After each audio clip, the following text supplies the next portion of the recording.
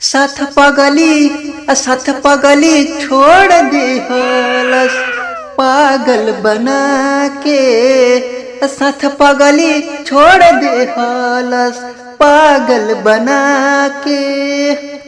दिले बिया धोखा दिल हमरा से लगा के। साथ पगली छोड़ देलस पागल बना के। साथ पगली छोड़ देलस पागल बना के। जन्मो जन्म के कैले रहवादा प्यार कैलस काम गम देहलस ज्यादा। दिल तोड़ले बिया मुँह मोड़ले बिया दोसरा घर चल गइल डोलिया सजाई के।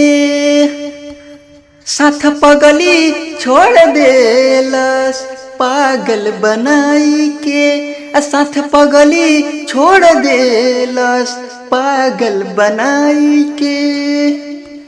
टिंकू रहा जाके किस्मत में न रहे तहर रहब जान बन के हाथ दिल पे रख के कहे। कैले बिया बेवफाई याद बड़ी तड़पाई। भूल गइल प्यार हमार किरिया खिया के। साथ पगली छोड़ दे हलस पागल बना के। साथ पगली छोड़ दे हलस पागल बना के। साथ पगली छोड़ दे हलस पागल बनाई के। साथ पगली छोड़ दे हलस पागल बनाई के। ए मैडम सुना तू ही छोड़ ले रहा ऐसे गवनी का